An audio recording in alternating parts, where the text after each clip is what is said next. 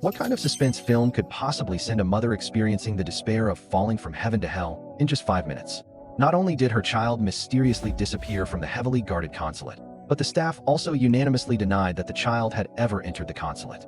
The surveillance footage even more eerily showed him talking to thin air the entire time.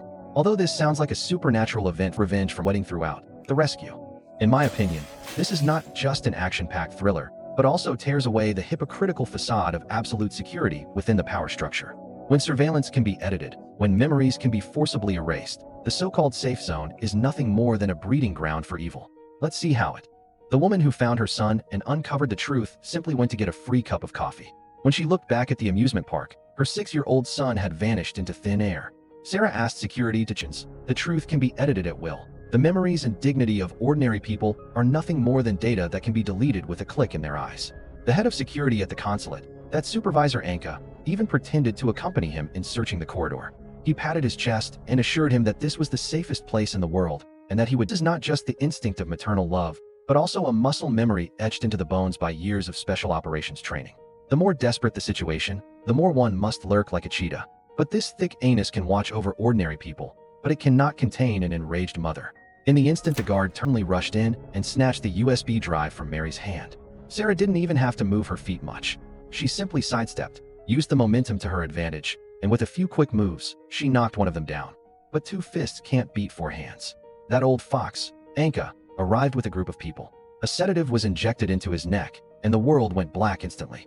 When Sarah opened her eyes again, she was already tied to a hospital bed. The consul general stood beside her and told her with a regretful look, "Your mother just called and said you have delusions." This trick was too insidious. Anka not only wanted to physically eliminate the package. "You're not crazy," Mary said rapidly as she untied the ropes. "They picked up the video, and I was detained too.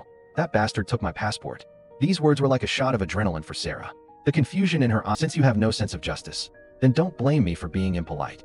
The two climbed out of the window. Their goal was clear: find the owner of the blue bag. That was their only clue. Just then, an announcement came over the loudspeaker that there would be an economic meeting in 5 minutes. This was a great opportunity. With so many people around, it was perfect for them to blend in. Salad and Mary mingled in the crowd, keeping their heads down and trying to minimize their presence. Mary wasn't idle either. She used the venue's Wi-Fi to post an ad saying she found a blue sports bag with important items. She asked for a private message. This is called entrapment server. The technical team was currently dealing with it, so Sarah only had less than an hour left. Now that she had the blueprints, Sarah was like she had a cheat code. She went straight to Anka's office. Warehouse started up. Those people were going to transport the flour away. Sarah gave Mary a wink and rushed out to make a commotion. Mary took the opportunity to escape. Sarah was about to retreat.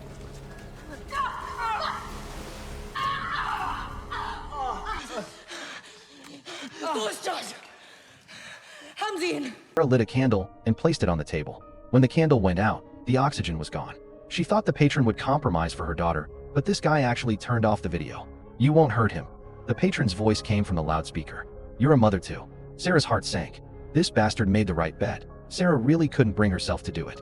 Looking at the little girl's innocent face, Sarah sighed, unlocked the door, and said, "Let's go." But he never expected to be caught because of a toy. At this moment, the patron stood there powerless and was quickly subdued. At the same time, Sarah's son was also arrested. This movie is actually quite ironic.